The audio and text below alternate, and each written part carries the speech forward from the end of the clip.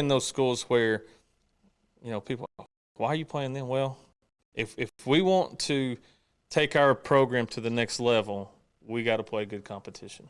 Well, I know Tim and I had talked about numerous things, but Halls, the first game, all three of us being Gibbs guys, Yeah. that's a big game. I don't know if it is to the new folks that have come in the community the past couple of years, but to us old folks, that's a big one, and it's a tough one to have first game of the season. Yeah, it is, but it's one of those. I mean, if it's a great way to start off a football season. Both communities, the kids know each other.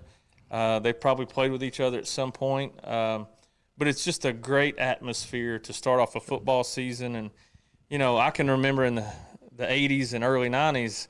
That was a really tough challenge. Yeah. And as time has gone on, I feel like we compete better and have a really good chance with Halls. And I think it's just one of those good things for the program. And it's going to be a good game. It's going to be hard fought, and hopefully we come out on top.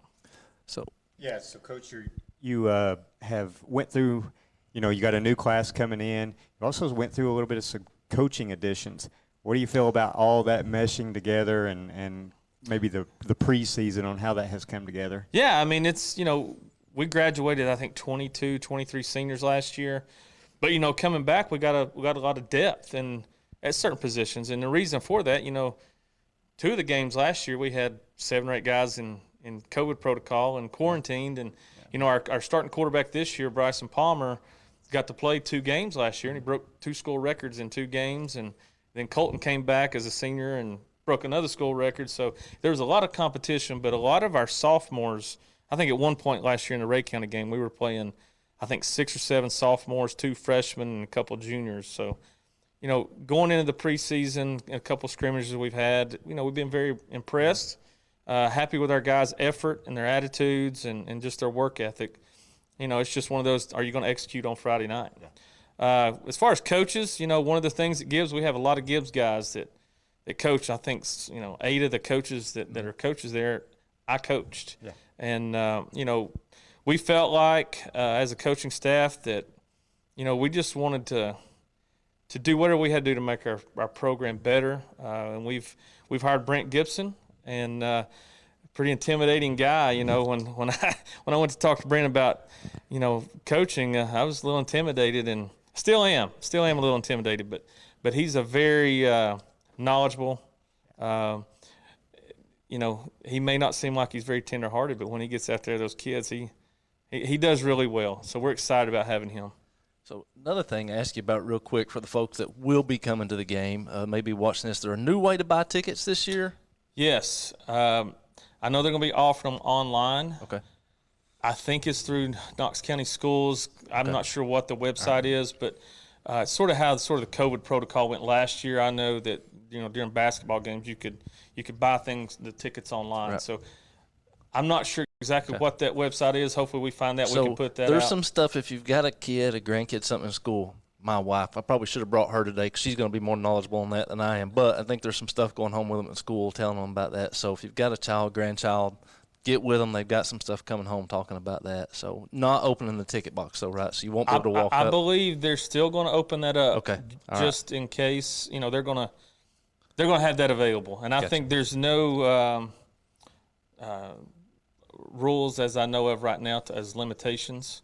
So we want as many people there as possible, and being outside and spreading out in the grass and all that. I think to get as many people there as possible. No COVID clause, so to speak. No, right not as of right now. So we're hoping it stays that way.